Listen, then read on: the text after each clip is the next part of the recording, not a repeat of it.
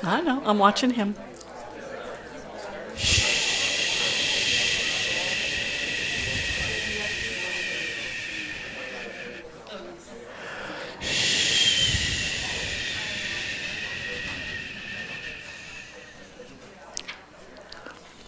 Good morning.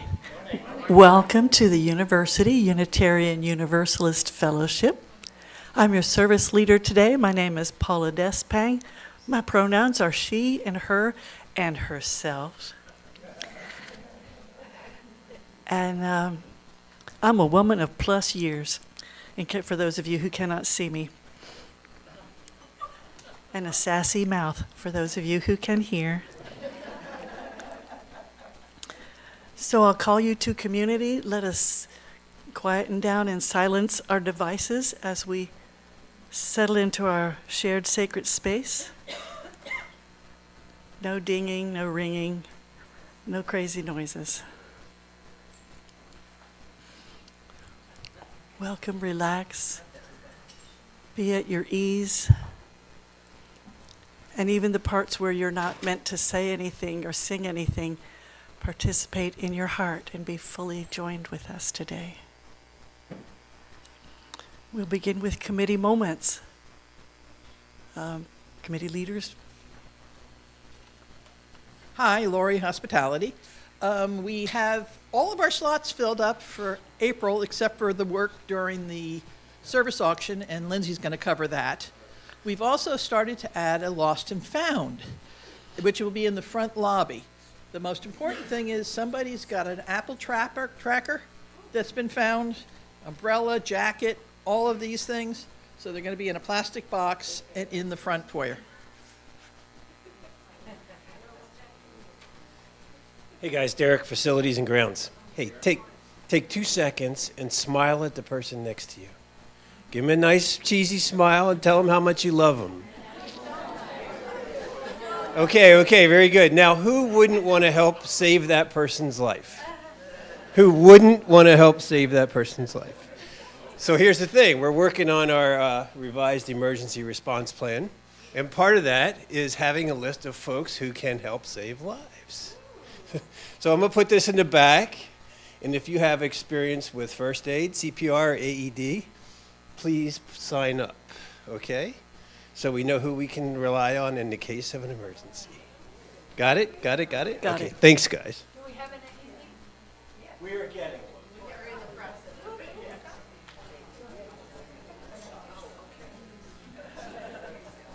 Good morning, Margie with membership. If you are planning on joining our fellowship on the 28th of April during the Flower Communion, don't forget that next week after services we'll be having the Pathway to Membership meeting. And if you're not familiar with it, see me and I'll get you in and tell you what it's all about. I know I have 3 things. If you need a new name tag, you lost yours, it's wrong, whatever, just see me and I'll print you up a new one. And the 3rd thing is greeters. We need greeters. Thank you, Robert, for stepping in because Paula was our greeter, but then she switched. Anyway, thank you. And if you're a little bit hesitant about greeting, you can greet with a seasoned greeter. I'll greet with you, or I know Carrie will, or Paula will, or any of our seasoned greeters would love to do it with you if you want a hand, or you can greet with a friend. Please see me if you're interested. Thanks. Well seasoned with salt and pepper. Hi, Larry here for Jill. She told me I had 2 announcements. One is the women's group, which is this Friday at 6:30, and the other one is a Seder on 4/26, which is a Friday at 6:30. Everybody's invited to the Seder, okay? Is that going to happen here? Is that going to happen here? Yes, the Seder is right here. Friday, the 26th at 6:30. Yeah, I think so. But no pork. And, no, no, yes, bread's fine. No pork.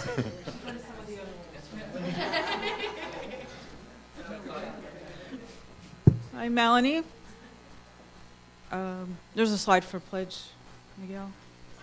So just reminding you that we're still taking pledges, so you can go to the website up there and click on the link up there, sorry. I also have my computer with me today, if you want to see me and I can help you with it.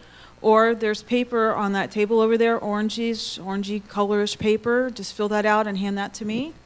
And then I also wanted to just give you a quick update, which I think there's a slide for that too. Yeah, so far this was as of Thursday afternoon. So if you've made a pledge since then, your information's not included here. But we are looking for everyone to make a pledge, whether it does, even if it's just $10. Just let us know that you're committed to our congregation. And so we are looking for 100% participation. And the reasons why you should pledge are it does keep your membership active. It helps the board and the finance team plan for next year's budget so we know what we can and can't afford to do. And it also means that we can be the beloved congregation welcoming to all that we aspire to be. So if you have any questions, just see me. Thank you.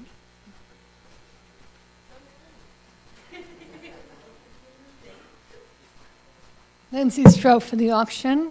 First of all, I want to say you are a fabulous congregation. Oh my goodness, so many things have come in. I think as of this morning there are 43 items, and they are wonderful. They are parties, they are craft items, they are homemade pies and silver and all kinds of wonderful things. So I am looking to find out what kind of food you would like at your meal. We either have regular, which is baked ziti, which you can either get meatless or with sausage, and that would be under regular meal. Or we have a vegan, gluten-free, which has completely vegan, and that the number of people we want that. I also need to know what children will be in childcare. Those kids will be getting pizza and also the yummy homemade cookies. And a volunteer shift. And I'm listed the volunteer shifts here 1 through 5. We need some people here Saturday night, which is when physical items will be brought, and we'll also set up the tables. And then we need people to serve food, set up, clean up, that sort of thing. So the shifts are here if you'd like to be a volunteer. I'm not going to pass this around now because I don't want it to interfere with worship, but see me after service and sign up for what kind of meal you want to have. And we are going to have a fabulous time. And Sarah is our computer guru for the auction, and she's going to tell us how to register, sign up, and all that good stuff. So the bidding for the auction items is going to happen the same way it did last year, which is that we'll have online bidding available for most items. Some of them will go up this afternoon, so the physical items, the silver goblets or the craft items, those will go up this afternoon. You'll also be able to look at all of the group social events that will be available. Talk to your friends, see which ones you want to go to, and those will be available to bid and sign up for a week from today. So you have a full week to look at them and make sure you know which ones you want. Those all have limited spaces, so figure out which ones you want and bid early. Then there will be some live auction items. On April 14th, right here, we'll have an auctioneer. We'll have a great time, and there'll be a live auction for some of them. So you say, oh, this sounds fun. I want to bid on some of these items. Good, but you have to register. Just like last year, you have to go in and register to bid to get a bidder number. I have a sheet I'm going to pass around here. It tells you, first of all, make your pledge. Second of all, tell us if you're coming. And third of all, here's how to register. Okay, so there's a QR code, there's a web address. It's quite easy. Name, email, phone number. You can put in your address if you want. If you want to put in a credit card, you can, and that makes checkout from the auction much easier, but it's not required. You can leave the credit card number blank and bring your checkbook on the day of the auction and pay with a check. All right. That virtual auction.bid, UUF, Yeah. is where you go to register, and if you forget to write it down, it's in the notable news. A couple of other minor things. If there's somebody who's particularly crafty and would like to make some centerpieces for our tables, please see me or Lindsay afterwards. We'd love some help with that. And the online bidding will close Friday the 12th at midnight. That gives us all day Saturday to get prepared for the silent auction. So everything that you bid on, no, let me back that up. The group events, when they're full, they're full.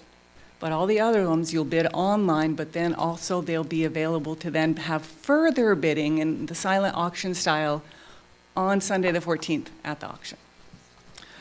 I know that was a lot of information. Please feel free to see me or Lindsay with questions, and I'm going to pass out the sheet with information on how to register.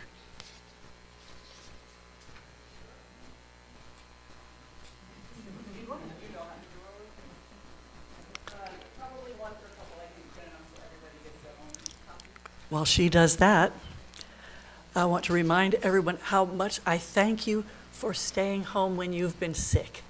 That's so much easier on the rest of us who haven't got that yet and don't want it. And we have, in case you need it, we have emergency exit. There's one behind you out to the Memorial Garden and then out through the gate. Down this hall is an exit, and you probably came in this front door, and that the entrance is also an exit. How magical is that? Oh yeah, if worse comes to worse, you could trip over me and get out this way. So, all those things, be safe. Being prepared makes an emergency less of an emergency. And people are safer when they know where to go and what to do.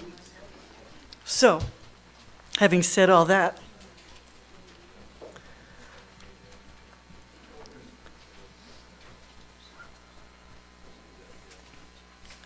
over cherry blossoms, white clouds. Over clouds, the deep sky. Over cherry blossoms, over clouds, over the sky, I can climb on forever. Once in spring, I with God had a quiet talk. Shuntaro Tanikawa. Opening music. I'm giving you to Janet.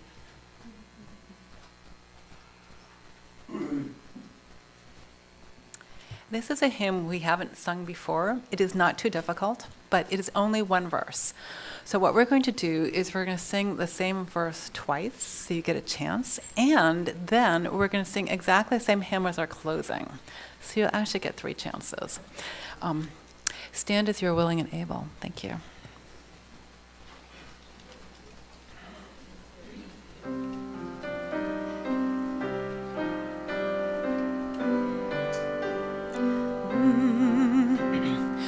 Winter rains have turned the star wheel, springtime is upon us. Winter rains have turned the star wheel, springtime is upon us. The smell of the singing our eyes, the terrace of the tulip. Winter rains have turned the star wheel, springtime is upon us. Greening is the grass, soft upon our brows, the sunlight warm caresses. Winter rains have turned the star wheel, springtime is upon us. And you do the first 2 lines twice. I guess it's a little, yeah, there you go. Do the first 2 lines twice. There you go. There you go. All right, okay, second time, ready? Winter rains have turned the star wheel, springtime is upon us. Winter rains have turned the star wheel, springtime is upon us. Sharp the smell of love bursting in our eyes, the terrace of the tulip. Winter rains have turned the star wheel, springtime is upon us. Greening is the grass, soft upon our brows, the sunlight warm caresses. Winter rains have turned the star wheel, springtime is upon us.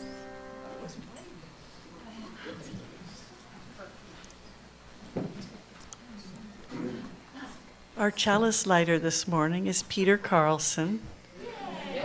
He's 77 years old, though, and I'm trusting that he has the skills to do this. Repeat this with me. In the light of truth and the warmth of love, we gather to seek, to sustain, and to share.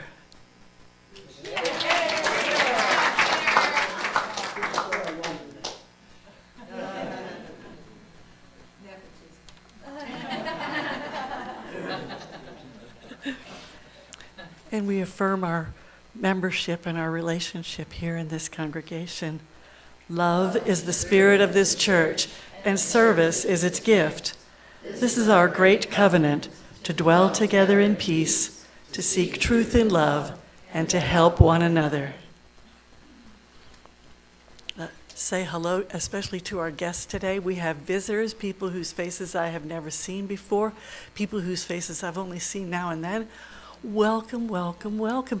And plan to stay after. We're not going to chase our kids out today. I've been told, I don't know. We're not having a time for all ages thing today. But afterward, after the service is over, we can all go out that way, down that hall, out that door, into the backyard. There's going to be an egg drop where young people experimenting with physics and learning, experiential learning of physics of what you have to do to protect an egg when you're going to drop it from X number of feet up in the air. It's great. It's always fun and an imaginative experience because they get different supplies every year to experiment with, and so it's fascinating to watch. And so join with us. Say hi to the people sitting next to you.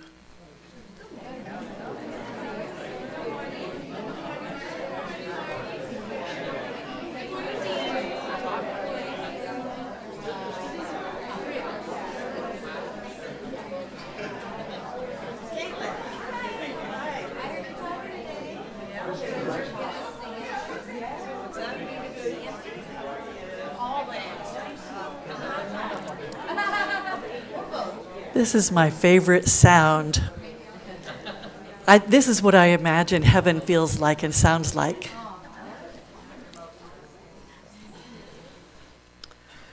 In this congregation, we do share joys and concerns. For those of you who have never done this, joys shared seem multiplied, and concerns shared are much easier to bear and deal with. And so we do that here, remembering that everything we say is going out into the cybersphere where it will live forever. So if you have something you'd like to share, here's the microphone. If you like, I can bring the microphone to you. Margie again. Okay, so I have a concern. I went online to the election, the Florida state election, whatever website it is, to check to see my status of my registration to make sure I was going to get my mail-in ballot. And no, I wasn't going to get my mail-in ballot. And I also was wiped from the rolls, and so was my husband. And I don't have any notion as to why, because we've voted in every election, and none of our information has changed. So in any case, please check your status.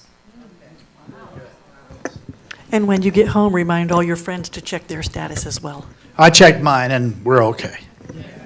Hi, I'm David McElroy. This lovely lady here is Marilyn Firminick McGinnis. And on March 28th, with her family around her, lots of family, and she'll tell you about it, she turned a certain age. No, it was not a decade birthday.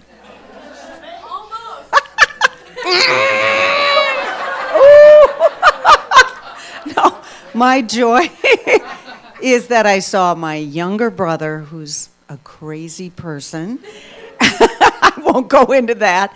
And my older brother and his wife, who I absolutely love, and all their kids and grandkids. We had to drive 7.5 hours up to Destin, Fort Walton, which we did not care for. But it was just really so joyful to see everyone. She's wrong. Destin's awesome. But anyway, that is my joy as well, getting to celebrate with my mom for her birthday around her family. But also on Thursday, I am having a back surgery. The wing of my spine is grinding into my pelvis, so we're going to put a stop to that. So if everyone can keep me in your thoughts, I'd really appreciate it. Good vibes. And I'll see you in 6 to 8 weeks. Barry London here. Monday will be April 1st, but hopefully I won't be a fool, but I will be a year older I'll be 81.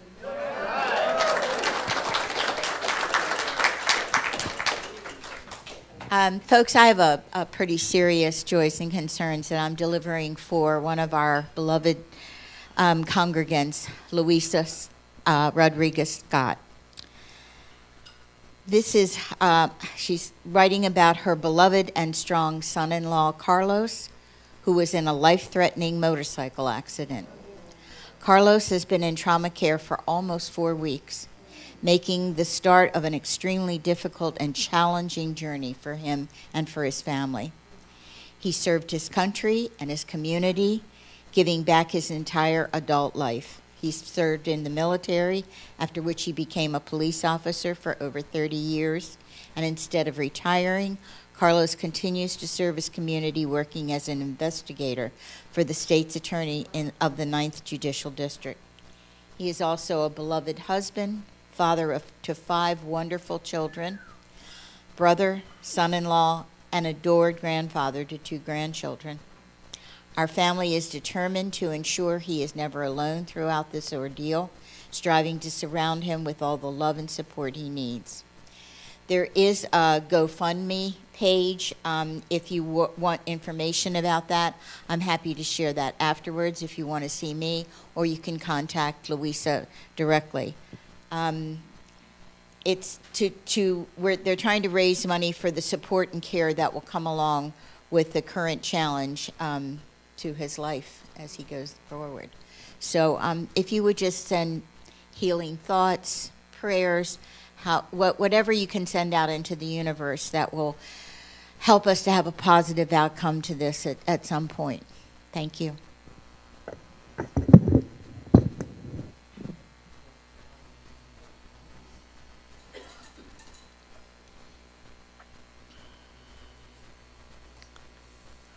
Let's hold a moment of silence for a moment. Keep these thoughts in your mind and in your hearts. And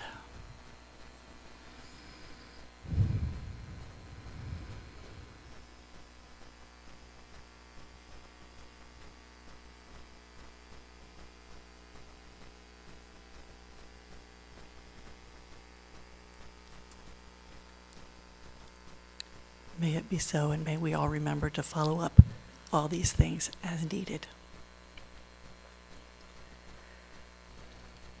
We're having no time for all ages today, but we are having interlude and offering. And I turn that over to Janet again. She does good work.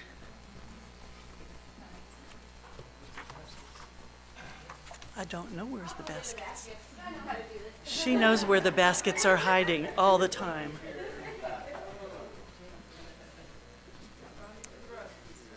This is another new hymn, but we're doing 3 verses, and all the words should be up there.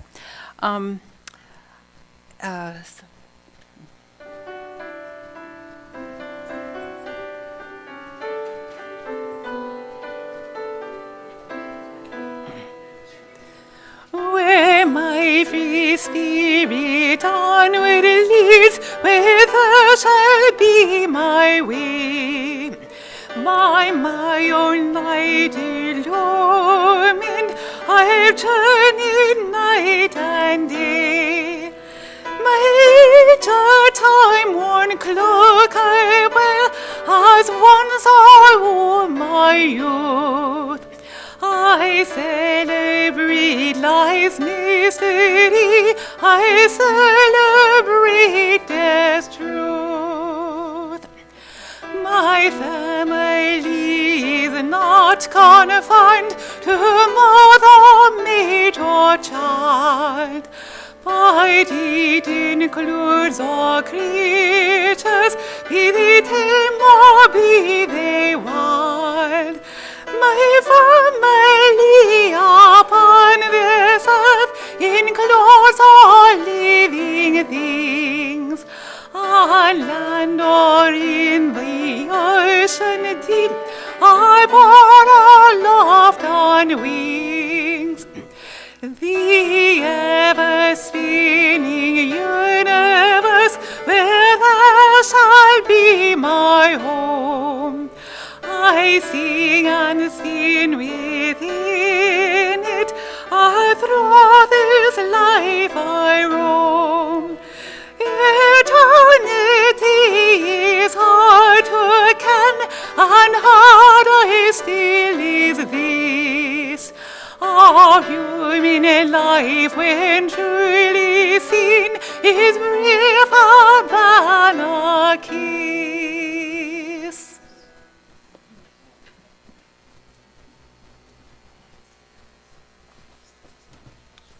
I kind of like that. Briefer than a kiss. And so let me tell you about measuring time. I have a thought on this topic. When you think about how long is a kiss. Well, that depends on who you're kissing, right? A moment spent kissing feels like it's gone like that, but a moment spent leaning on a hot stove feels like forever. So, in the flexible nature of time, I'm now going to, we don't have kids in here, so we're not having a recessional. So I'm turning this to our presentation, and the first, you'll be hearing from 3 members of our congregation, starting with Lindsay Stroh.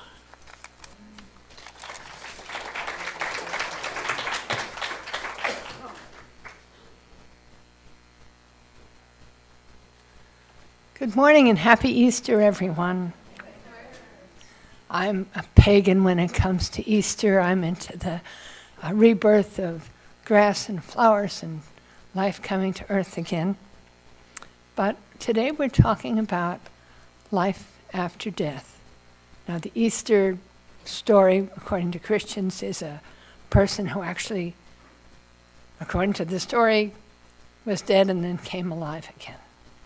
But as I said, I'm a pagan. I'm more about the grass and the flowers coming back to life again. But the mystery of what happens to us after we die, that's what we're going to be talking about today. It's the greatest mystery of all. And being naturally curious, people have been trying to find answers for centuries. Different faith traditions have made up fanciful stories, angels playing golden harps in a land of gold and honey, and final reward. And for those not meeting the standards, a boring interval in purgatory or eternal torture in hell. It seems to me those stories were invented to manipulate people. Being brought up in a Unitarian family, I look to science for answers.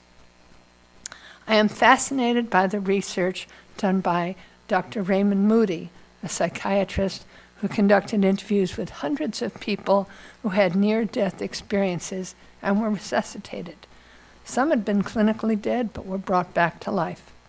The study's subjects from around the world shared a similar experience of being in a tunnel and feeling blissful as they were drawn towards a beautiful light, frequently feeling guided by people they had loved and lost.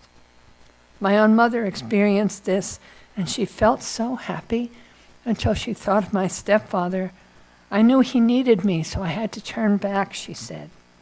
She regained consciousness in an ambulance, and thanks to a pacemaker, she lived many more years. She wrote a note to the family telling us not to grieve when she died. "Death will be as my last lover," she wrote, dancing me into the light. I was fortunate. I'm going to get a little emotional here, but that's okay. You're friends. You let me do that. I was fortunate to be married to a wonderful man, Peter Stroh. And when he died of leukemia at age 38, I was exhausted and overwhelmed. We had such wonderful plans for a long life together. My sons were in high school, and I was using my husband's VA benefits to attend college and trying to handle everything by myself. One afternoon, I curled up on my bed, just trying to gather some strength before the boys came home. As I lay there on my side, I felt my husband nestled behind me, with his hand resting on my waist. I lay there, too shocked to move, and I heard him say, "I just wanted to make sure you were all right." It was so real. And as I rolled over, calling his name, I felt his hand lift away, and then I faced an empty pillow. I knew I couldn't make it through that. I scrambled out of bed, paced around the room, and said, that was impossible. That couldn't have happened. I'm a Unitarian. I don't believe in that stuff. But it happened, you know. So I immediately called the mental health service, and I met with the counselor. She said that I didn't need to scientifically explain what happened.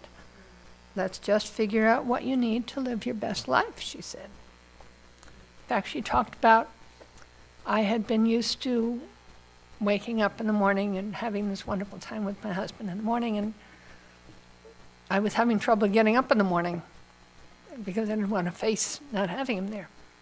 But the subsequent counseling I received was very helpful. So Peter continued to appear in my dreams. At first, there were hospital dreams with me trying to make the doctors perform a miracle, but eventually he just appeared in dreams as part of our family. Those memories inspired this poem, which I call River of Remembrance. I've written a lot of poems. They're helpful. Today, tears flow from the empty places in our hearts.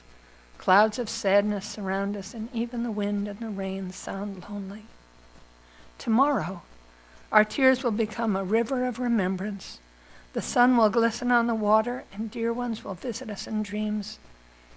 Like the singing of a mountain stream or the whispering of soft breezes, we'll hear their voices, see their precious faces, and be comforted. Someday, as time flows on, our hearts will heal, made stronger by their love for us.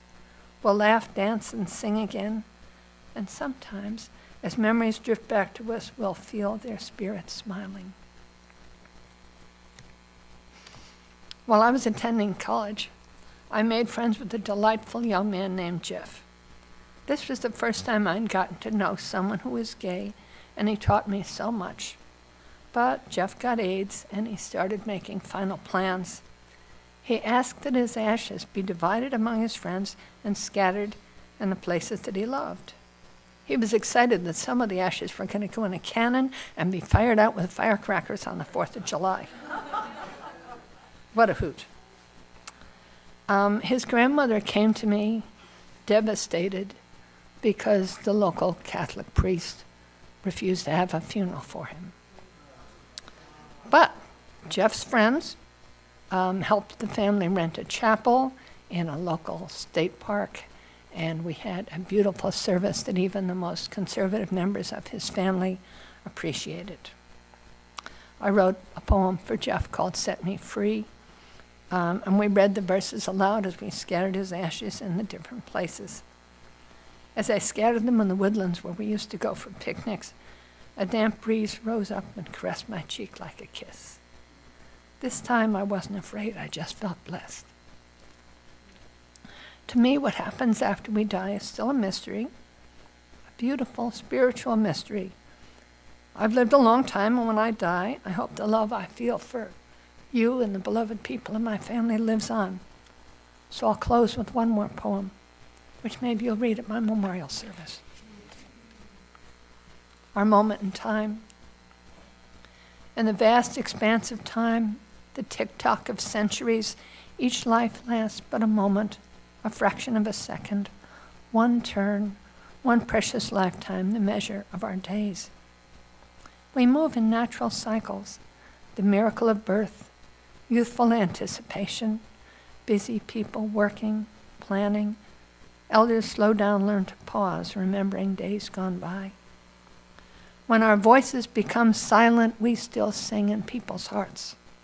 Our love outlasts our living. The great pendulum of time sways in a steady rhythm of treasured memories. The clock keeps on ticking. If we listen, pause to ponder how to use the time we're given, if we cherish one another, our lives will ring like golden chimes. Well done, well done, well done.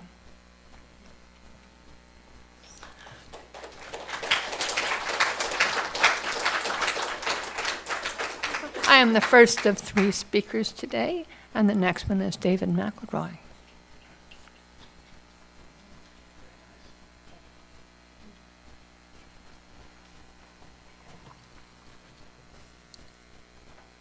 Morning, everybody.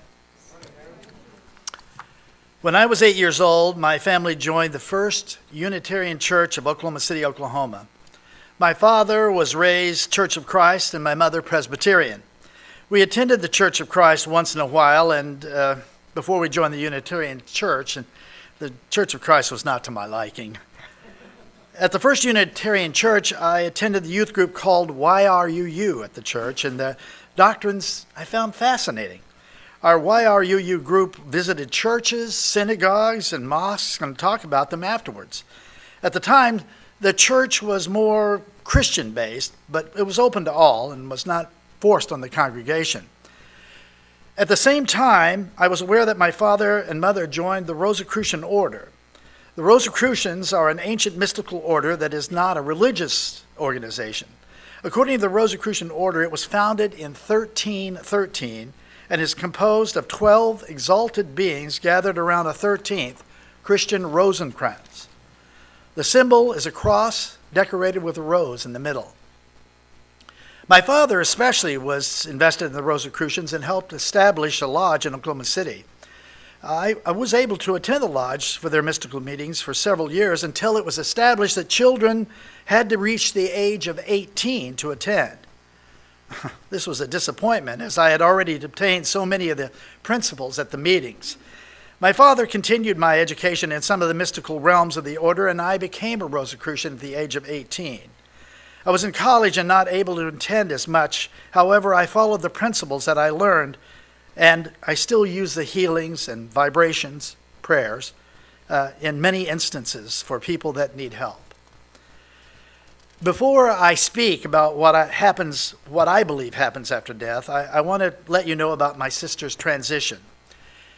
In September of 2004, just a moment, my sister Kathy Carlson died of liver and pancreatic cancer. Didn't think it was going to do this. That was the weeks before she died. She was under hospice care in her house in Marine, Minnesota, just outside of Minneapolis, St. Paul. My mother and I went to spend the last days with her, and although obviously I still grieve her loss, I have to tell you that her passing, for lack of a better word, was amazing. When we arrived, she was in bed looking to her right. After greeting her and letting her and her knowing who we were, she pointed to her right. She asked me who was the man standing next to her bed. I was sitting holding her head and looked over to where she was pointing. I saw no one else in the room. I said, "What does he look like?" She told me he was very tall, dressed in feathers and beads, and just standing there, looking straight ahead. I asked if he had said anything to her, and she told me he was just standing there, like he was guarding her. I thought perhaps that this was some sort of guardian angel, which I believe later on was a spiritual guide who was of American Indian descent. I would talk to Kathy when she was awake, At those times, over the next several days, she spoke about visiting Nellie's place, our aunt who had died 2 years before. She had some beautiful curtains in her room, and they had small embroidered homes on them. She looked at them, saying that she was going home. She saw 2 white lights. She told me she was in a windstorm in Wisconsin. I was sitting and talking with Kathy one morning, and she looked to my right, seeing someone there, and she said, "Oh, that's David." And I asked who she was talking to, and she said, "That little girl sitting there." Now, I must tell you, while this was happening, I was in a constant state of 2 very strong emotions. One was utter sorrow, and the other was bliss. When I saw Kathy, I knew there were angels and spirit guides to watch over her. I knew that she was going to be well taken care of. It didn't abate my sorrow, but it did give me some comfort to know that when she did pass, it would be wonderful for her. I did not stay with her until her passing, as we were having horrible hurricanes that year, and I went back to be with my family in Orlando. However, upon learning of her death, the tears fell from my eyes, but I knew she was safe and happy and in the realm of angels. So, what do I believe happens after we die? I believe in reincarnation. Reincarnation is a process of the soul being reborn again and again in new physical forms. A cycle of birth, life, death, and rebirth that is repeated until the soul achieves perfection or maturity. That our soul reaches a higher plane of cosmic consciousness and is enveloped. At a certain time, I think we are all reincarnated into another entity. Even with that, I have learned through the Rosicrucian order and my own learning and education that I don't necessarily believe that we are reincarnated to Earth. The vast cosmic and solar system contains many celestial bodies, and I know that there are other life forms throughout the cosmic and solar system. I have been a believer in reincarnation since I was a young person, and it is something I believe in strongly. I continue to do as much as I can in this life to be a contribution to humankind, and when I am reincarnated, I hope to be more knowledgeable for the next lifetime. Thanks for letting me talk about this very difficult and sometimes worrying subject. Let it be so, so mote it be, and thank you.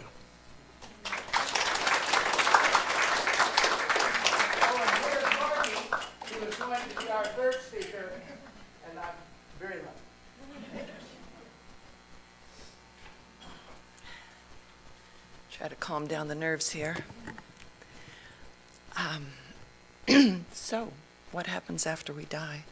Well, the short answer is I don't know, because nobody comes back from the great beyond to tell us. And I used to believe what my parents said, because we all do that, most of us, for the rest of our lives, and that's why Algeria is full of Muslims, and Minnesota is full of Lutherans, and India is full of Hindus, because people believe what their parents tell them, and they usually keep on doing so. And my parents told their children that there was nothing after you die, and life just ends, and that's it. And as my mother was older and she had a computer, she described it as somebody's going to press my power button and my hard drive's going to go down, and that's going to be it. And I used to believe that too, but then I started having doubts, or just acknowledged to myself that they don't know and I don't know. And the doubts began, I think I was in college, and my boyfriend through college came from a family with very high ethical standards. They were very honest. You could trust them with anything. And one of their stories was about their Tio Antonio, who, Uncle Tony, worked on a railroad. And his family was waiting for him one evening to come home for dinner. And it was wintertime, so it was dark. And Uncle Tony came through the door rather early, and his wife and teenage kids. Oh, good, nice. Hey, Dad. And he walked in to the room and said, I can't stay. And he turned and he walked out and shut the door and left. And of course, they were all perplexed. What's that about? What's Tio Tony doing? And so one or two of them got up to go outside to find out. They couldn't find him. And they called, and and he didn't respond. So they went inside and said to the rest, well, he's going to come back. We'll just wait. So about 15 minutes go by, and there's a knock on the door, and they open it, and there are two of Antonio's co-workers with their hats in their hand, and with the bad news that Antonio had been struck and killed by a train 15 minutes about previously. The same time that he would have come through the door and told them he couldn't stay. And so, me believing that at that time, that there is nothing after death, I believed the story. Maybe I'm just gullible. I hope I'm not. But just filed that away in my memory bank as a story that I cannot explain, but I do believe it. That's anecdote number one. I have two more. My second anecdote is more personal. My first husband passed away, it'll be 7 years next week, and about a week, he passed away suddenly. Nobody got to say goodbye. It was very unexpected. And about a week after, I'm on the phone with his sister. First, back up a day, I have a dream. And the dream is so vivid, I can remember it vividly now. Francisco, my husband, walks up to me in his uniform. He was in the military. And I see him and say to him, God dang it now, you two starting to cry.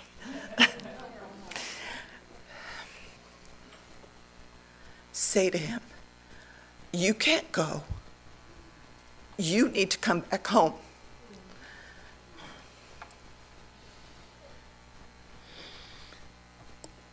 Hey, there's Kleenex under here. And I hug him, and I can feel his uniform on my face.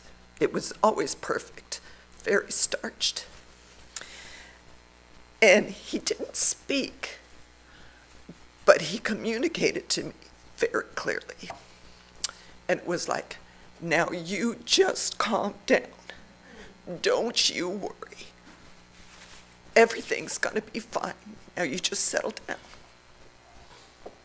So I kept arguing with him. But he turned and left. So his sister and I are on the phone the next day, and she says, Margie, I had this most vivid dream. Francisco came up to me in his uniform to say goodbye. And she said, but he didn't really speak. It didn't come out of his mouth. It was just, he was communicating to me that he could not come back. And she said, you know how he is. He just gave me that smirk, and then he turned around and left. And I thought, well, at least I got a hug. But that, to me, is just, well, it could have been a coincidence.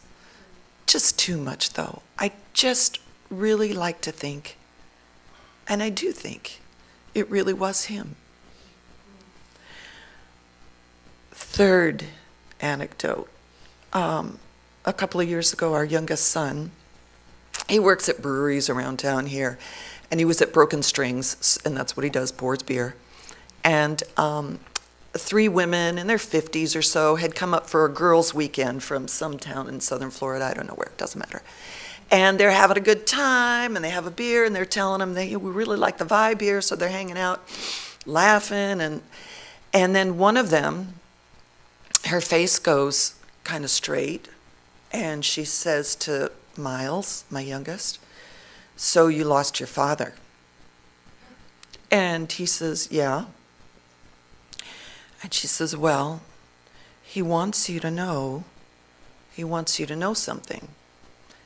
And we're doing things in threes. There were three things. The first was, don't worry about your mom anymore. You need to stop. She's fine. Her new husband, he just has her and your family in his best interests. Stop worrying. Second thing, it's great you have a job. Yay.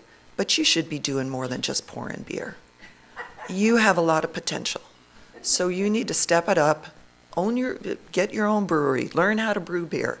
Whatever you're interested in, do something more than this. Third thing, and I'm not going to tell you what the third thing is because it had to do with his girlfriend and advice about his girlfriend. And she is still around and she's wonderful, but she would be mortified if I told you what the advice was. But he had shared the issue with me, so he told me that, and there is no possible way that this woman could have known about this issue. And then she went back to happy time partying with her friends. That was the end. But how do you explain that? Number one, how did she know about any idea about me? And it was true. Luke is wonderful. I was supposed to, he asked me if I would go ahead and put in a plug for him. And that really he should be doing more than pouring beer. And how did she know that's all he did? Anyway, so what does that mean to me? Well, I still have to say, I don't know. But now I do have hope that there is something. Bonds of love are very strong. And I think there is something beyond what we can see and what we do know and what is measurable. And that's it. Thank you.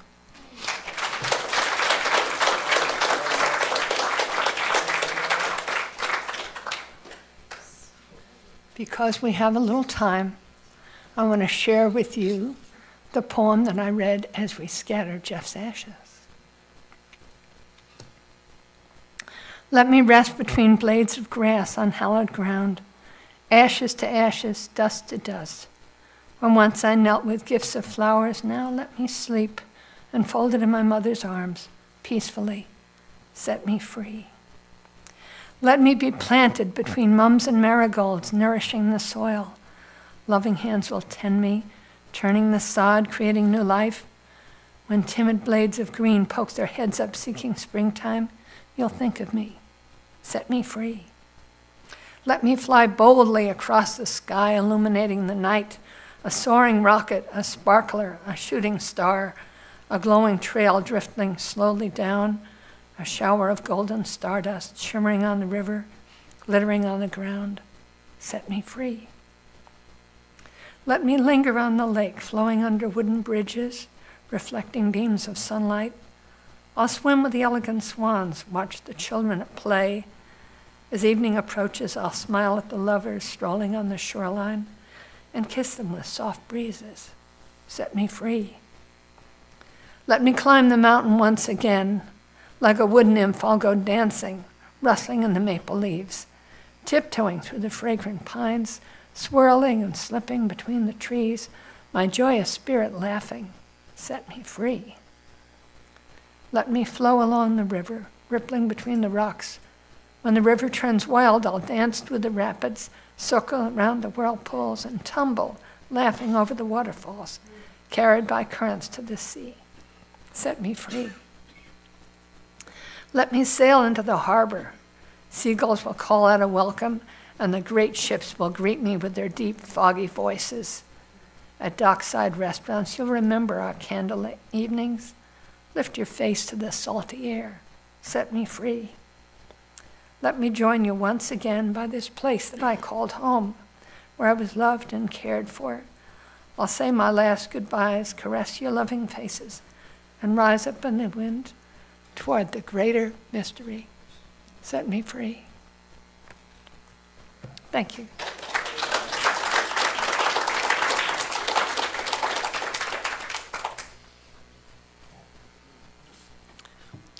There's nothing like a story from the heart to move our hearts.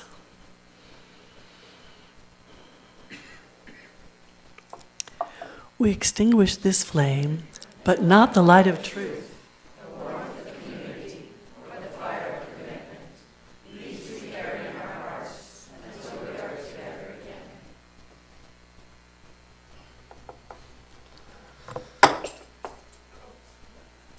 We're going to sing that song again now that we've learned it.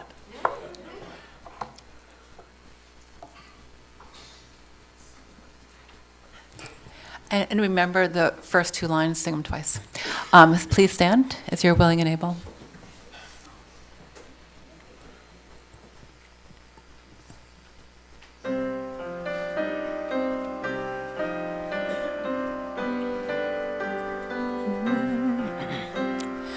Winter rains have turned the star wheel, springtime is upon us. Winter rains have turned the star wheel, springtime is upon us. Sharp the smell of love buzzing in our eyes, the turrets of the tulip. Winter rains have turned the star wheel, springtime is upon us. Greening is the grass, soft upon our brows, the sunlight warm caresses. Winter rains have turned the star wheel, springtime is upon us.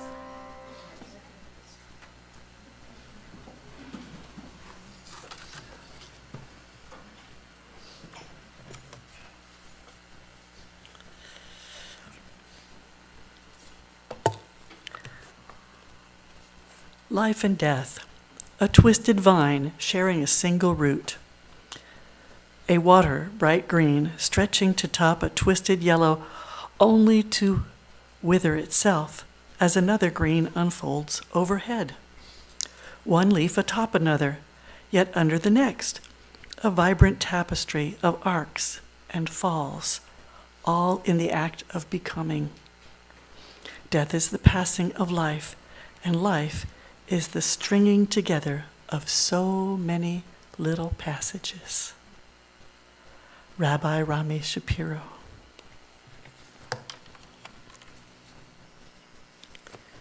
Thank you for being here. Stay afterward for coffee and cookies and, oh, there's donuts over there, and for egg drop and all that kind of fun. My husband's trying to tell me something. Egg drop, yeah. It's amazing. And also for the dragon's eggs. Do we have dragon's eggs this year? We do. Yay. The dragon's eggs are fun. If you ask nicely, they'll give you one. You're laughing, but it's true.